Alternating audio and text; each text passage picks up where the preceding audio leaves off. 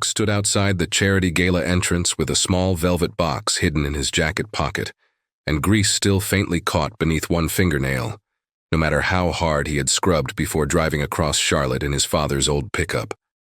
He had changed in the restroom of the repair shop after closing, pressed his shirt with the back of his hand when the iron stopped working, and bought the flowers from a grocery store because the florist downtown had already closed. They were not expensive flowers, but he had chosen them carefully. White lilies because Victoria Hale had once mentioned she liked them. Victoria saw him before he reached her. She was standing beneath the hotel lights in a silver dress that made half the sidewalk turn, laughing with Sarah Bennett and Rachel Collins, while donors and young professionals moved around them with champagne glasses and polished shoes. Owen slowed only for a second, then kept walking because love, at 25, still had a way of making courage feel possible. "Victoria," he said, offering the flowers with a careful smile. "I know this probably isn't the right place, but I wanted to ask you properly." Sarah's expression softened immediately, while Rachel stopped laughing and looked between them, as if she already knew something painful was about to happen. Victoria glanced at the flowers, then at the pickup parked near the curb with one rusted door and a dented bumper.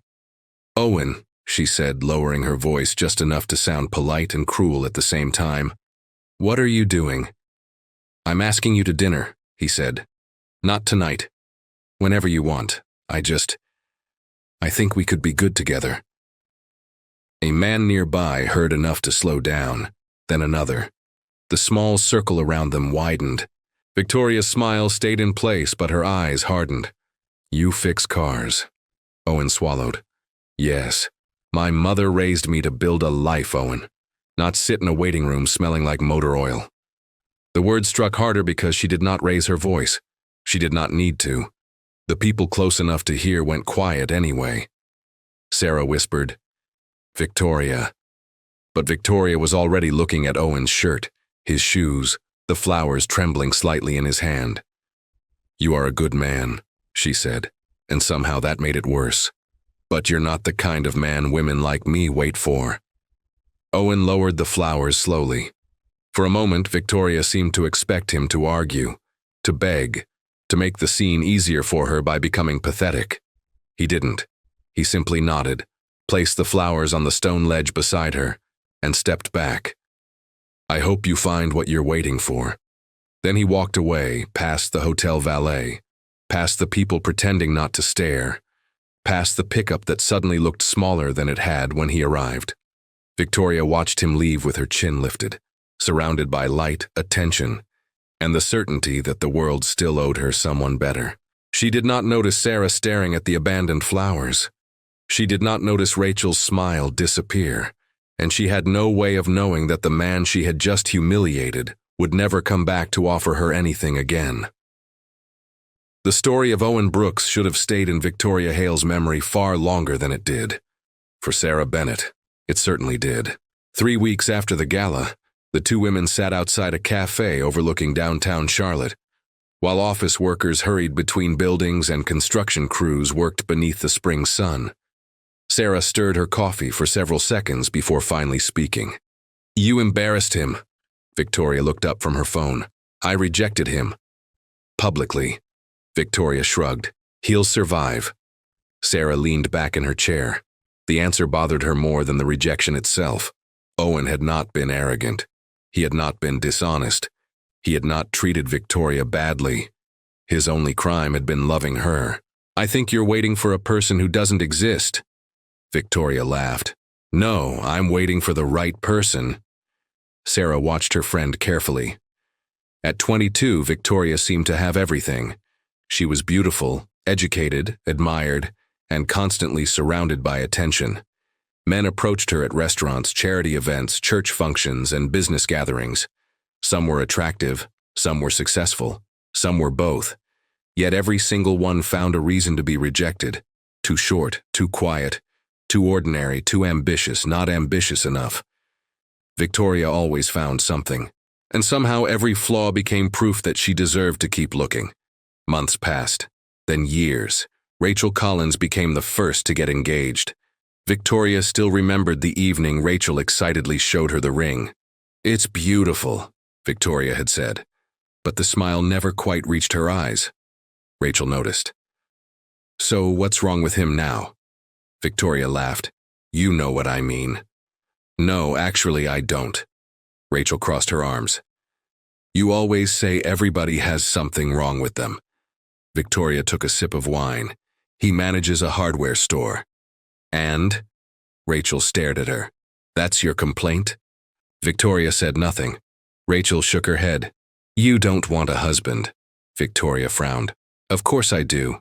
"No, you want a fantasy." The words lingered long after the conversation ended. A year later, Rachel married anyway. The marriage wasn't perfect. Neither were the finances.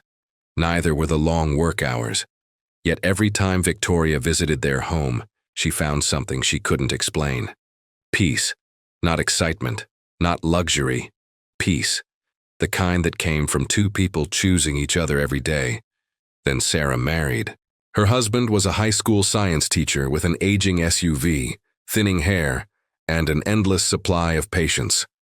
Victoria nearly laughed when she first met him. Instead, she smiled politely and waited for Sarah to realize she could have done better. That realization never came. If anything, Sarah seemed happier every year. By 30, Victoria remained the only one still searching. The attention had not disappeared. Men still noticed her. But the choices were changing. The men approaching her now were older, some divorced, some carrying histories she didn't want, some looking for stability instead of adventure. Victoria continued waiting. She told herself she was being smart, careful, selective. Meanwhile, Charlotte kept moving forward without her permission. Babies were born, homes were purchased, families expanded, careers grew, lives happened. One evening she attended a community fundraiser and froze when she recognized a familiar face across the ballroom, Owen Brooks. For a moment she almost didn't believe it was him. The young mechanic she had dismissed years earlier was standing beside several local business owners while discussing a new expansion project.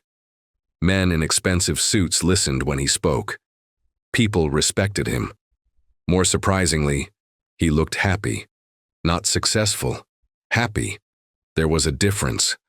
Victoria watched from across the room as a beautiful brunette joined him, slipping naturally beside him before taking his hand. The woman smiled. Owen smiled back. No performance. No effort. Just comfort. Victoria quickly looked away. She didn't understand why the sight bothered her. After all, she reminded herself, she had never wanted Owen Brooks. At least that was what she kept telling herself. The years did not arrive all at once. They appeared quietly, hidden inside holiday cards, wedding invitations, baby announcements, and conversations that seemed unimportant until Victoria realized they were beginning to repeat themselves. At 35, she still looked younger than most women her age. People told her that often. Co-workers said it, neighbors said it, men said it. Victoria accepted the compliments with the same confidence she always had. Yet something subtle had begun to change. The attention was still there, but it no longer carried the same promise it once had. One autumn afternoon, she met Sarah for lunch at a small restaurant overlooking a lake outside Charlotte. Sarah arrived 10 minutes late carrying a diaper bag over one shoulder and apologizing before she even sat down. "I'm sorry," she said, laughing. "The twins decided today was the perfect day to test my sanity." Victoria smiled politely. "You look exhausted." "I am." Sarah took a sip of water. "And I've never been happier." Victoria looked out toward the water. The answer irritated her for reasons she couldn't explain. Every conversation seemed to end the same way. Married people complained about sleepless nights, about mortgages, about responsibilities. Yet somehow they all seemed content. Meanwhile, Victoria had everything she once thought she wanted: freedom, independence, options. And lately those options felt strangely empty.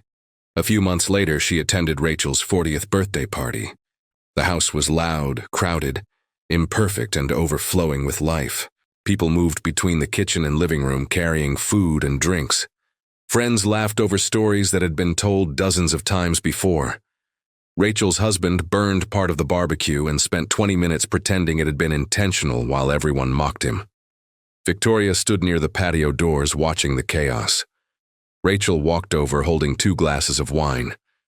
"You look like you're analyzing a crime scene." Victoria laughed. "I'm trying to understand how you survive this every day."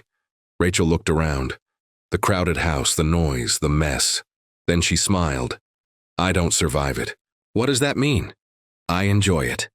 Victoria glanced toward the backyard where families sat around a fire pit. "You always wanted this?" Rachel nodded. "Not exactly this." "What then?" Rachel thought for a moment. "I wanted people to come home to." The answer followed Victoria for days afterward. People to come home to. The phrase sounded simple, yet she couldn't stop thinking about it. Months later, another unexpected encounter arrived. Victoria was leaving a bookstore downtown when she noticed a familiar face helping an elderly woman carry several boxes into a truck. Owen Brooks. Again. The sight surprised her. Not because he looked successful. She already knew that. What surprised her was how comfortable he seemed in his own life. The confidence wasn't flashy. It wasn't arrogant. It was settled. Earned. The kind that came from years of building something brick by brick. Before she could decide whether to approach him, another vehicle pulled into the parking lot. A teenage girl stepped out first, then a younger boy. Both headed directly toward Owen. "Dad!" The girl wrapped her arms around him. Owen laughed and hugged her back. The boy immediately started talking about something that appeared extremely important to him. A soccer game. A school project. Victoria couldn't hear clearly. Then Owen's wife appeared, the same brunette she had seen years earlier. She handed Owen a coffee, kissed his cheek, and joined the conversation as naturally as breathing. No performance, no grand gestures, just familiarity, the kind built through thousands of ordinary days. Victoria remained standing beside her car longer than she intended, watching, not because she wanted Owen. At least that was what she told herself. What bothered her was something else. For years, she had imagined that choosing carefully would eventually lead her to a better life. A larger life. A more impressive life. Yet standing in that parking lot, watching Owen laugh with his family, she experienced something unfamiliar. Doubt. For the first time, she wondered whether she had mistaken perfection for happiness. And once the thought appeared, she found it impossible to push away. The doubt that appeared in the bookstore parking lot never truly left Victoria. At first, she tried to ignore it. She traveled more, worked longer hours, accepted invitations she normally would have declined. For a while, she convinced herself that the uncomfortable feeling would disappear if she stayed busy enough. It didn't. Instead, it followed her into quiet moments, into empty evenings, into holidays, into the growing silence of a house that never seemed to hold anything except her own footsteps. By 45, the conversations around her had changed completely. Nobody talked about dating anymore. People talked about college tuition, retirement plans, grandparents getting older, children leaving for universities. Life had moved into a new chapter. Victoria often felt as if she were still standing outside the previous one, waiting for a door that had never opened. Felt as if she were still standing outside the previous one, waiting for a door that had never opened. One rainy Saturday afternoon, she drove across town to visit her mother. Eleanor Hale had grown older, but age had not diminished the calm wisdom that had always frustrated Victoria when she was younger. They sat together in the sunroom overlooking a garden soaked by spring rain. For several minutes, neither spoke. Then, Eleanor set down her teacup. "You're unhappy." Victoria sighed. "That's a dramatic conclusion." "No," Eleanor smiled softly. "It's an obvious one." Victoria looked away. Outside, rain slid slowly down the glass. "I did everything right." The words escaped before she could stop them. Eleanor remained silent. "I worked hard. I was careful. I didn't settle." Her mother nodded. "I know. Then why does it feel like everyone else got the life I wanted?" Eleanor studied her daughter for several seconds before answering. "Because you spent so much time evaluating people that you forgot to love them." Victoria flinched. The words landed harder than she expected. That's not fair. It's completely fair. Eleanor's voice remained gentle. You always treated relationships like job interviews. Victoria laughed bitterly. I was trying to make good choices. No, her mother shook her head. You were trying to make perfect choices. The room fell silent again. Eventually, Eleanor reached across the table and squeezed her hand. Perfect people don't exist. Victoria stared at the rain. I know that now. But knowing it now felt useless, because now came after decades, after opportunities, after chances she could never revisit. A year later, Eleanor passed away peacefully in her sleep. The funeral brought together family, old friends, neighbors, and people Victoria had not seen in years, including Owen Brooks. Victoria noticed him almost immediately. He stood near the back of the church beside his wife. His daughter was now a young woman, his son nearly grown. The family looked older. So did everyone else. For a brief moment their eyes met. Owen offered a small, respectful nod. Nothing more. No anger. No resentment. No unfinished conversation. Just kindness. The same kindness he had offered decades earlier outside the charity gala. Victoria suddenly wished he had hated her. Hatred would have been easier. Hatred would have meant the past still mattered. Instead, she realized something far worse. Owen had moved on completely. He wasn't carrying the memory anymore. Only she was. After the service ended, people slowly gathered outside beneath a bright Carolina sky. Victoria remained near the church steps watching families reunite, children laugh, and generations stand together for photographs. For the first time in her life, she understood something her mother had tried to teach her years before. Life was never built through perfect decisions. It was built through imperfect people choosing one another anyway, and she had learned the lesson just late enough for it to hurt. The years continued moving forward whether Victoria was ready for them or not. After Eleanor's funeral, life became quieter than ever. Not dramatically, not all at once. The silence simply settled deeper into the spaces she returned to every evening. At 52, Victoria remained successful. Her career had flourished. She owned a beautiful home. She traveled whenever she wished. People still admired her. From the outside, her life looked exactly like the one she had spent decades pursuing. Yet admiration had become a poor substitute for companionship. One December evening, Charlotte hosted a holiday fundraiser at a historic hotel downtown. Victoria almost declined the invitation. Lately, she had grown tired of social events. The conversations felt familiar. The faces changed, but the topics rarely did. Still, she went. The ballroom glittered beneath crystal chandeliers. Guests moved between tables while a jazz trio played softly near the stage. For a while, Victoria remained near the back of the room, speaking politely with acquaintances. Then she noticed a familiar voice. Owen. He stood across the ballroom speaking with several local business leaders. His hair carried streaks of gray now. So did hers. Time had touched both of them, but the confidence he carried remained unmistakable. Not the confidence of wealth, not the confidence of status, the confidence of someone who genuinely liked the life he had built. A few minutes later, his wife joined him. The same brunette who had stood beside him in parking lots, bookstores, community events, and church courtyards throughout the years. She rested a hand lightly on his arm. Owen smiled immediately. The gesture lasted less than a second, yet Victoria felt it. Because after all these years, the affection between them still appeared effortless. Not exciting, not dramatic, just real. The kind of connection she had spent decades overlooking while searching for something greater. For a brief moment she considered walking over, not because she expected anything, not because she imagined changing the past. She simply wanted to know something, what it felt like to stop searching. But before she could move, Owen's daughter approached, then his son. Soon all four stood together laughing about something she couldn't hear. A family, a complete life.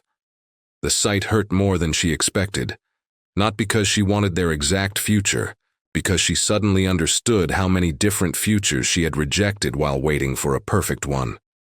Victoria quietly left the ballroom and stepped onto the terrace overlooking the city. Cold winter air greeted her. Below, Charlotte glowed beneath thousands of lights. For several minutes she stood alone. Then she heard footsteps behind her. Sarah, older now, gray beginning to touch her blonde hair, yet still unmistakably Sarah. "You disappeared." Victoria smiled faintly. "I needed some air." Sarah joined her at the railing. Neither spoke immediately. Eventually, Sarah looked toward the ballroom windows. "You saw him."